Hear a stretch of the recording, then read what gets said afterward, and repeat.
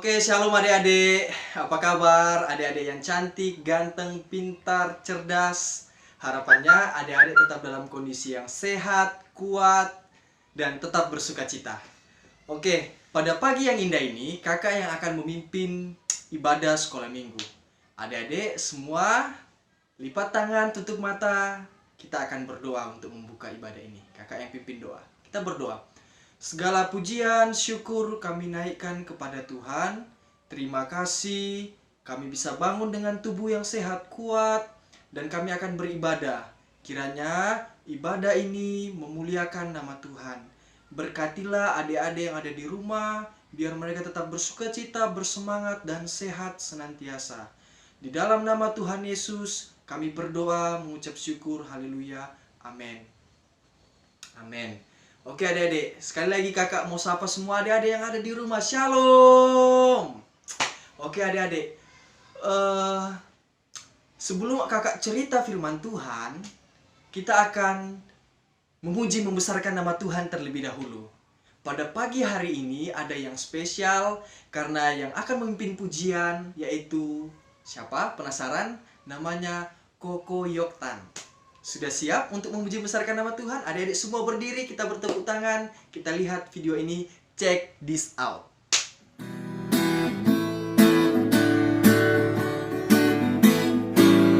Selamat pagi Tuhan, tak lupa ucap Tuhan sudah jaga aku tiap hari. Matahari bersinar, bernyanyi, bertambah-tambah indahnya.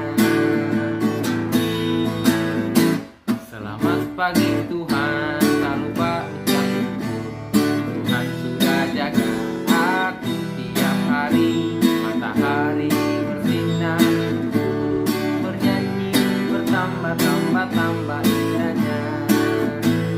Matahari bersinar, bernyanyi, bertambah-tambah indahnya. Firman Tuhan ada di hatiku, ada di langkahku, ada di hidupku, dan terus bertumbuh sinari jiwaku. Berbuah-berbuah, berbuah-berbuah, berbuah-berbuah, berbuah-berbuah. Firman Tuhan ada di hatiku, ada di langkahku, ada di hidupku, dan terus bertumbuh sinari jiwaku. Berbuah-berbuah, berbuah-berbuah, berbuah-berbuah, berbuah-berbuah.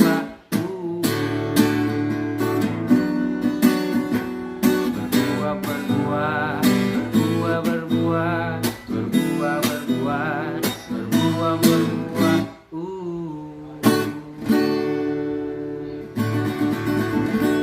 Shalom. Oke adik-adik, kita sudah sama-sama memuji membesarkan nama Tuhan. Dan tiba saatnya kita akan sama-sama membaca dan merenungkan firman Tuhan. Sebelum itu mari kita sama-sama berdoa. Lipat tangan, tutup mata, kakak pimpin dalam doa. Tuhan, terima kasih kami sudah memuji memuliakan nama Tuhan.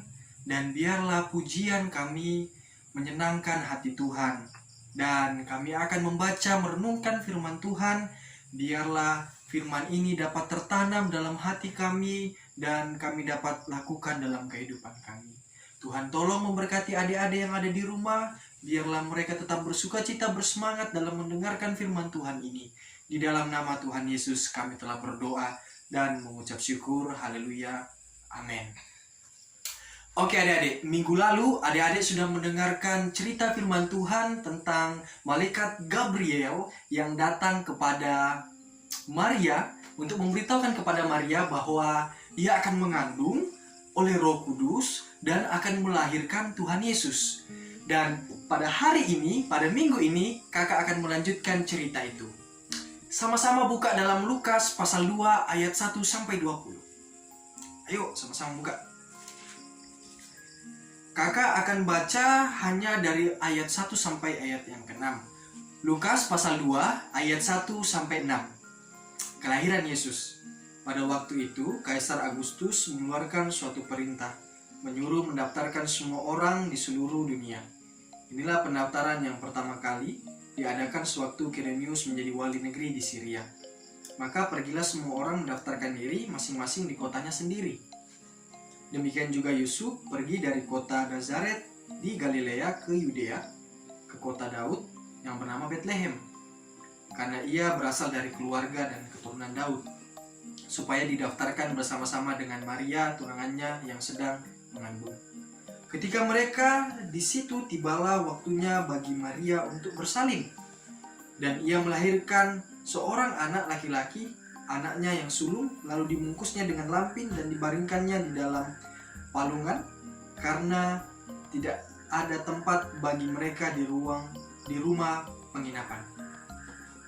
Oke adik-adik, jadi pada waktu itu ada seorang yang bernama Kaisar Agustus. Ia memerintahkan untuk mendaftarkan semua orang untuk didaftarkan.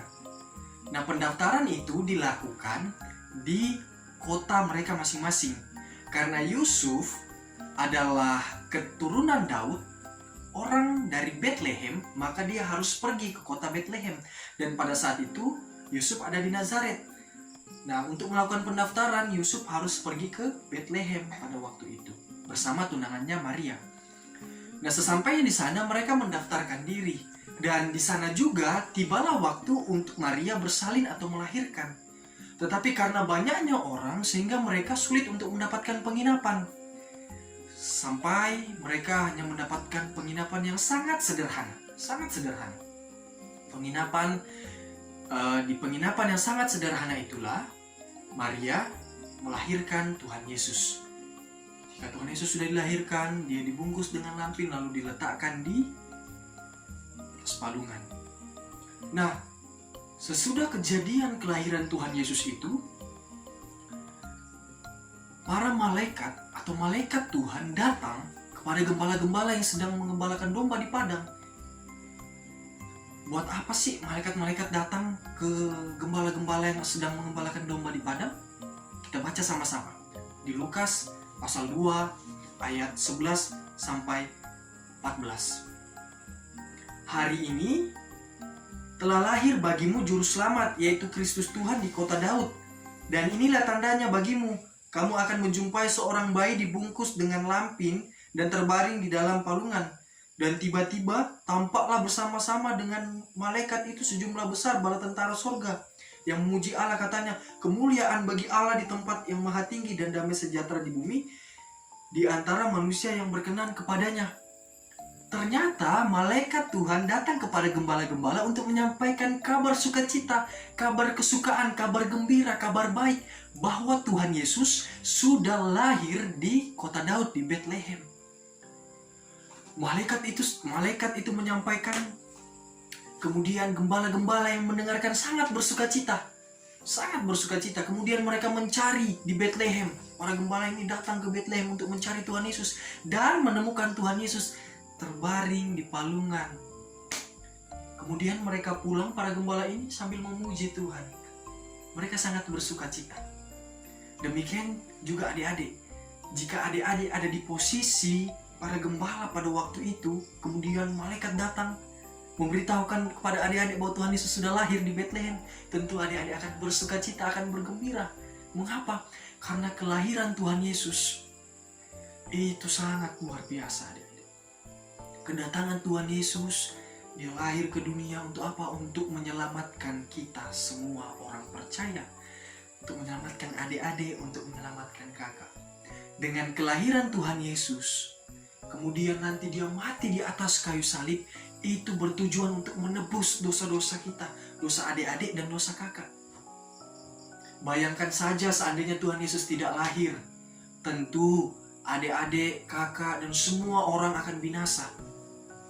Tapi dengan kelahiran Tuhan Yesus, maka setiap orang yang percaya kepadanya akan selamat, termasuk adik-adik dan kakak. Kita selamat. Kalau kita selamat artinya kita akan menuju surga nantinya bersama Tuhan Yesus. Betapa bersukacitanya kita bersama Tuhan Yesus di atas surga nanti.